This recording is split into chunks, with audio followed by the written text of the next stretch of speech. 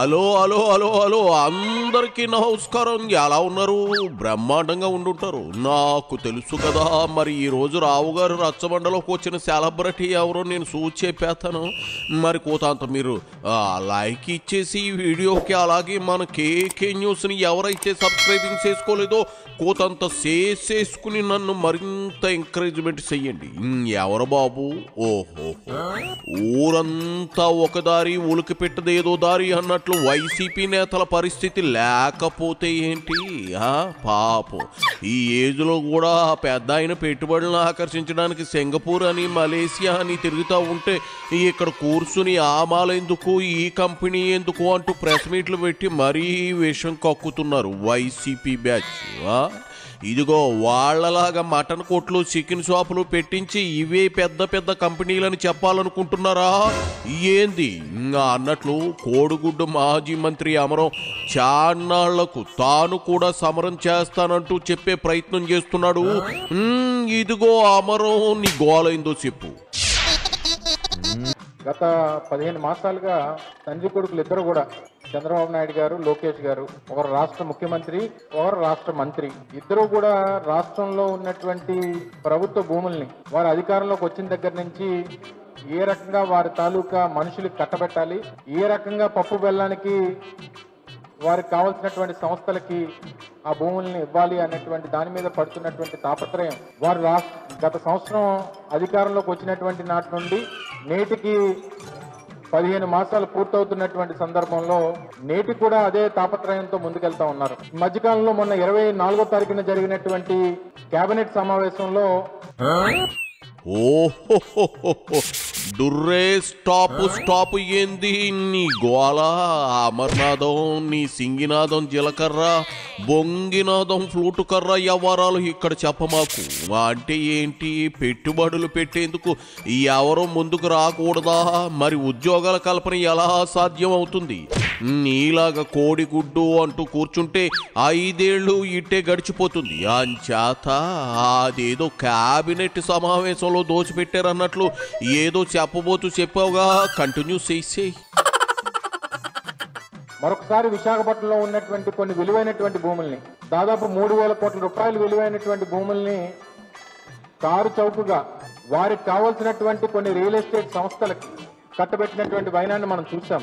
సహజంగా విశాఖపట్నంలో ఉన్నటువంటి ఐటీ హిల్స్ ఏవైతే ఉన్నాయో, ఆ రోజు పెద్దలు రాజశేఖర రెడ్డి గారి ఆలోచనతో హైదరాబాద్తో ధీటుగా విశాఖపట్నాన్ని ఐటీ కేంద్రంగా అభివృద్ధి చేయాలన్నటువంటి ఆలోచన ఆ రోజు రాజశేఖర రెడ్డి గారు చేసి, విశాఖపట్నం నడిబొడ్డిన విలువైనటువంటి భూములన్నింటినీ కూడా వాటికి కేటాయించాలి, ప్రముఖ సంస్థలన్నింటినీ కూడా తీసుకుని వచ్చి విశాఖపట్నాన్ని హైదరాబాద్ తో పాటు ధీటుగా ఐటీ కేంద్రంగా అభివృద్ధి చేయాలనేటువంటి తాపత్రయం ఆ రోజు రాజశేఖర రెడ్డి గారు ఆలోచన చేసి, ఏందేంది కారు చౌకగా కొన్ని సంస్థలకు విశాఖలో కాస్ట్లీ భూములు ఇస్తా ఉన్నారా? నిజమా?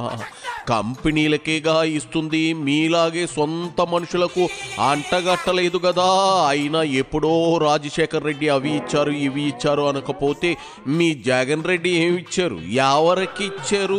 ఎన్ని వేల కోట్ల పెట్టుబడులు తెచ్చారు? అది చెప్పు. మా తాతలు నీతులు తాగారు, కావాలంటే మా మూతులు వాసన చూడండి అన్నాడట నీలాంటోడే. చాలా మందిని చూసాంలే.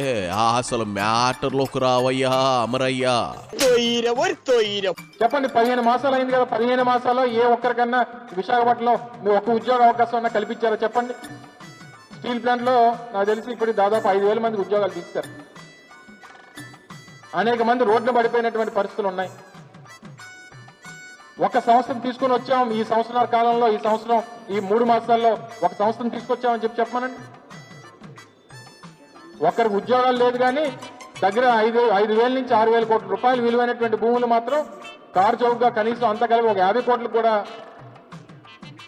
ప్రభుత్వానికి ఆదాయం రాకుండా ఇచ్చేసినటువంటి పరిస్థితులు కనబడతా ఉన్నాయి. దీన్ని తీవ్రంగా ఖండిస్తా ఉన్నాం. ఆ లూలు సంస్థ కూడా ఆ రోజు చెప్పాం, మా ప్రభుత్వం విధానం మేము అవుట్స్కట్స్ లో వాళ్ళకి ల్యాండ్ ఇస్తాం. ఒకవేళ వాళ్ళు ఆపరేషన్ చేసుకుంటానంటే, వాళ్ళు ఏదన్నా ఆ మాల్ ఏదైనా కడతానంటేనో, కన్వెన్షన్ కడతానంటేనో, మన అవుట్స్కట్స్ లో ల్యాండ్ ఆల్టర్నేట్ ల్యాండ్ ఇస్తామనంటే మాకు వద్దు, మాకు అక్కడే ఆర్కే బీచ్ లోనే కావాలని చెప్పి అన్నారు. సరే కావాలనంటే కుదరదని చెప్పాం. లూలుమాల్ని ఎలా గెంటేశారో జనానికి తెలుసు. నీకో దండం ఎట్టి పక్క రాష్ట్రాలకు లూలుమాల్ పారిపోయిన సంగతి తెలిసిందే. ఏందేంది ఒక్క జాబ్ రాలేదా? మెగా డిఎస్సి పేరుతో సుమారు 12,000 టీచర్ పోస్టుల భర్తీకి టెస్ట్ జరిగింది, మర్చిపోయావా? లూలుమాల్ వస్తే ఎంతమందికి ఉద్యోగాలు వస్తాయో నీకు తెలుసా? అసలు నీకు బుర్రా బుద్ధి ఉందా? మీ జగన్ రెడ్డి లాగే మాట్లాడుతూ ఉన్నావు.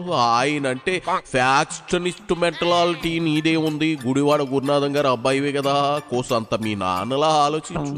మరీ భజన చెయ్యి మాక. ఈరోజు ఆ లూలు సంస్థను పట్టుకొని వచ్చి ఆయన్నేమో ఊరేగిస్తున్నాడు ముఖ్యమంత్రి గారు.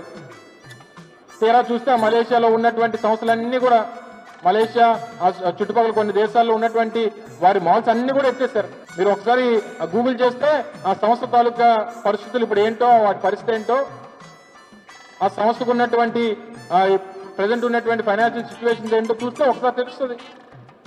ఈ సంస్థ గణనీయంగా వారు ఆపరేషన్స్ పెంచుకుంటే మరి కొన్ని దేశాల్లో ఎందుకు వాళ్ళ ఆపరేషన్స్ అన్ని మూసేసుకుంటున్నారు? మీరు విశాఖపట్నంలోనే, అమరావతిలోని మీరు భూములు ఇచ్చేస్తున్నారంటే ఏమి మీకు ఉన్నటువంటి చీకటి ఒప్పందాలు ఏంటి? ఎట్టి పరిస్థితుల్లో విశాఖపట్నం ప్రజలు కానీ, ఉత్తరాంధ్ర ప్రజలు కానీ మీరు చేస్తున్నటువంటి ఈ భూ పందేరాన్ని తీవ్రంగా ఖండిస్తా ఉన్నారు.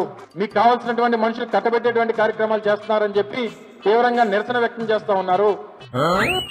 మలేషియాలో లూలు మాల్స్ ఎత్తేస్తే ఇక్కడ ఎత్తేయాలని రూలు ఏమైనా ఉందా? మీరు గెంటేసిన లూలు మాల్ ఈ హైదరాబాద్ లో ఎంత బాగా నడుస్తుందో ఓసారి ఒత్త పెట్టి చూపిస్తాను. ఖండించడానికేగా మీ పార్టీలు పుట్టింది. అసలు దేన్ని ఖండిస్తున్నారో కూడా తెలియకుండా ఖండించడం మీకే సాధ్యం. నేను ఒక మాట చెప్పనా అమరం, పెట్టుబడులు తీసుకురావడం అంటే కోడి పాకెట్కి వెళ్ళి గుడ్డెట్టేసినంత తేలిక కాదు. చేత ఇదిగో సబ్జెక్టు మీద నీకులాగా మీ పార్టీ గాని మీ అధినేత గాని పైసా నాలెడ్జ్ లేదు. నువ్వు గాని చోట అది కులమనరాదన్నాడు వేమన మహాకవి. చేత ఎక్కడ మటన్ బాగుంటుందో, ఎక్కడ చికెన్ లేతగా ఉంటుందో కనుక్కుని అక్కడ తెచ్చుకుని వండుకుని తిని నిద్రపోండి. కాళ్ళు మూసుకుని మరో 4 ఏళ్ళు గడిచిపోతాయి. మూసుకుని కూర్చోండి. ఏటి అర్థమైందా? ఇక బయలుదేరు, ఆ పని మీద ఉండు.